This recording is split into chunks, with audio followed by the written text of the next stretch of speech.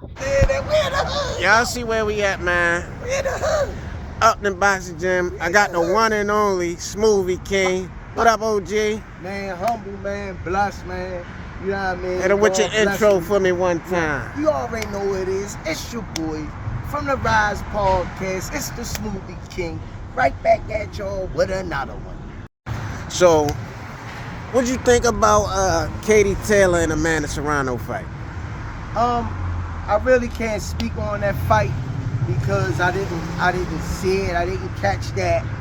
I'm gonna have to go back and watch that. But from what I heard, that Serrano didn't bring her A game. I'm not gonna really speak on. I need to watch to see what was going on with it.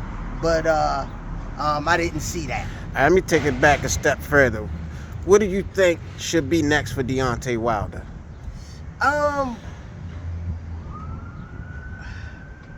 Make a long story short, because people drag stuff out when you ask them a simple question. All I could say to that brother is, if he can reevaluate and go back to when he had that hunger as the bronze bomber mentality, he could go out the door a few big money fights and ride off into the sunset. That's what I see for him. Did you know that he had a shoulder injury and that he was going through problems with his girl and stuff like that? You know, plays a big factor when it comes to fighting. I knew that. I knew that, and I really can't speak on other people. Not so much as this relationship. No, hear me out. Okay. Where I'm going at with this. I'm sorry. I can't speak on other people situations and how they deal with things. You see what I'm saying? And I don't know how he dealing with that situation with his fiance and the boxing thing. I don't know how because some people can balance it, so obviously something must be going on. You know what I mean? So all I can say, man, I'm just gonna keep him in my prayers, and I pray that everything work out for him, and he get that together, whatever hindering him to be great, to go out on top. Okay, so you still think he got a little bit left in the gas tank? Yeah, not much, but right. I think he got 2-3 good dynamic fights in him, and he should ride off. Do you still think he should go for top tier fighters like Anthony Joshua and all those, like Dubois, Usyk, and all them, or you think he should be like a gatekeeper? No, he should go for the big guys, because it's all gonna add to his legacy. It's gonna add to his legacy, whether he win or not. Everybody gonna have their perception of him, but one thing they can't argue about is his resume. Okay. That would add the name to his legacy of his resume, because when we leave this earth, people say they don't care about their legacy, but that's all you got. That's all you got. Yeah. Was you able to catch the Ring Magazine fight this weekend? The whole card? With Berlanga and Rashid? Yes. Okay, did you catch the first fight? The Japanese kid? I think his name was Rito Tsumanami. I didn't catch that one. I caught David Morrell. I caught the David Morrell. Okay, let's speak on that one. I caught the David Morrell. I caught the Sheeraz and Berlanga and Shakur. My boy Shakur. I caught them 3. All right, so what did you think about David Morrell and his performance? I don't know too much about the other guy. That's why I'm saying David Morrell.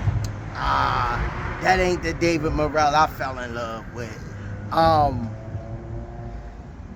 He didn't look sharp. He looked at the lower heavy body weight wise for the weight division like he's blown up.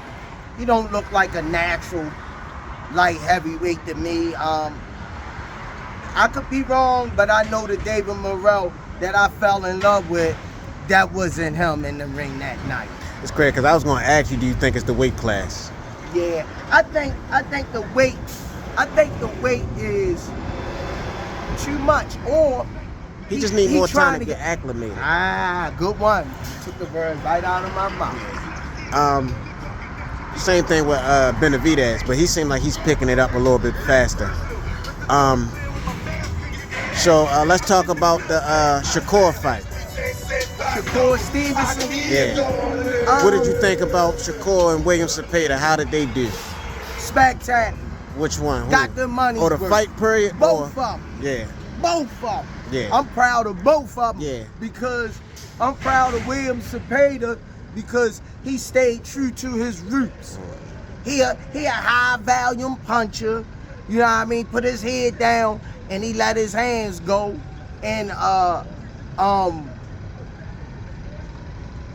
Shakur surprised everybody and stood in the pocket and did the Floyd Mayweather. And if you ask me, they jumped on me on my podcast, say I was tripping and geeking. I don't care what none of you say. If you ain't never been punched in the face or in the ring, I think it was a master class. I've been hard on Shakur before, but that right there showed me that he had mad heart, and if he'd out of that shoulder roll, if he was doing what Floyd doing, leaning back, if he'd have threw a little bit more of them, and he was, but a little bit more and getting out of the way of it, he was relinquishing there, countering, but staying. He was still, and those punches, he did that when a person had a Uzi, was shooting a Uzi at him, and yo was like, yeah, and the punches was sliding, and even the ones that was connecting, they was soft. And when he got hit with that jab and fell, that was more of an off-balance shot. Right. They say he was hurt. No, he wasn't hurt, because after he got his feet back out of him, he went back to, man, gorgeous Shakur. Yeah, it was masterful, man. It was chef's kiss. It was very sick. Whoever got that surgery that night, they went home to their family. It was outpatient. It was outpatient. Yeah. All right. So, all right, let's move on to the Berlanga Sheeraz fight. Did you know anything about Sheeraz before this fight? Nah, I watched his last two fights. I watched his last fight with Adamas, and I think that was a draw. But what I did go back and study Sheeraz. I didn't really know too much about him prior to the two fights I watched, but I seen something in him. I seen something in that Muslim brother. It was a look. It was his body language. And I say, they like, yo, Berlanga gonna knock him out.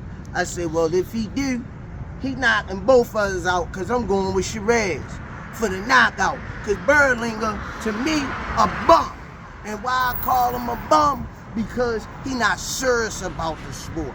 Not that he can't be. I don't see no growth in him. With each fight, when I watch him, I can't say, oh, he got a mean uppercut. Oh, he got a hell of a right hook. He looking for a wish me sandwich. Wish that I could catch him and he can't take it. You know, he don't have no signature repertoire with him. And he talk too goddamn much and ain't backing it up. So, do you think Sheeraz should go straight to a Canelo, or you think he should have some fights in between? I ain't gonna lie. I wouldn't mind letting them see him run Adamas back, since they say it was a controversial decision. But that was at 160, right? Yeah. A catch weight. Okay. You know what I mean? 63 and a half, 64.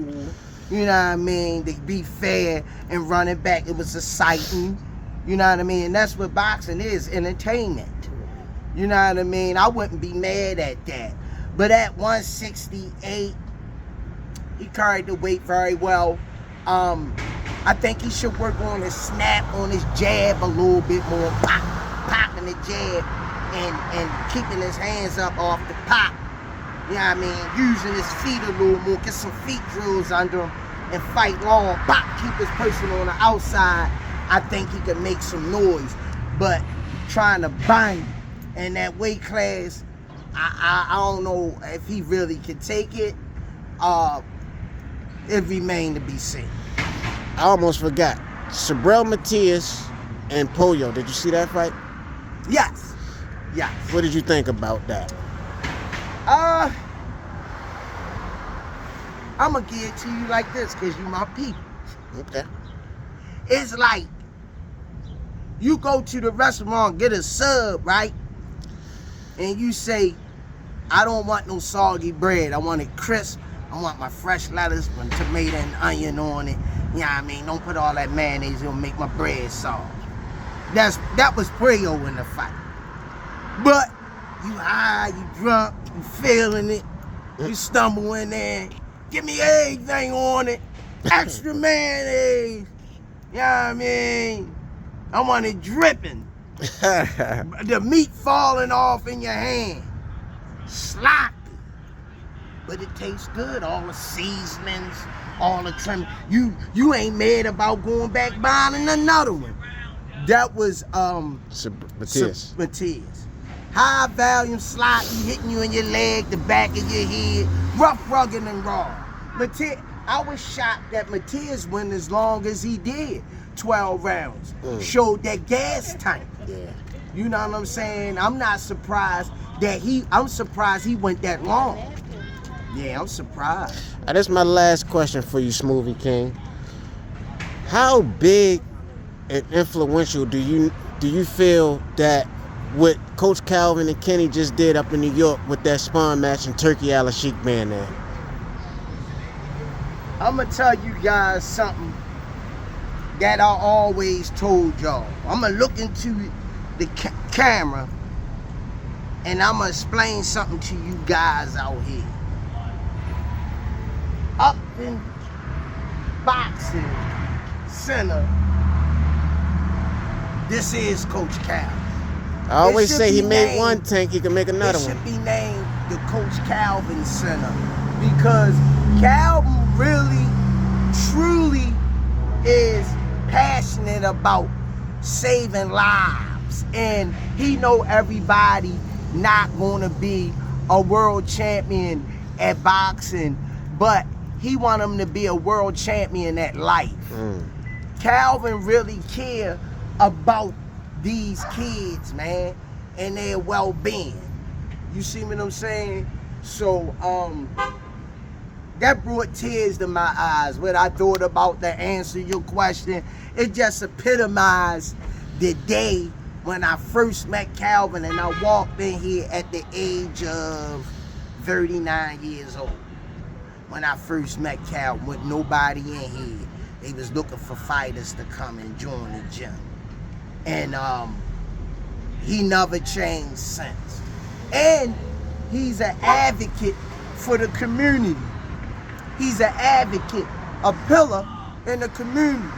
Calvin has set up the cookouts, fed the gym, then made sure the neighborhood eat, jacket drive, clothes drive, shoes drive.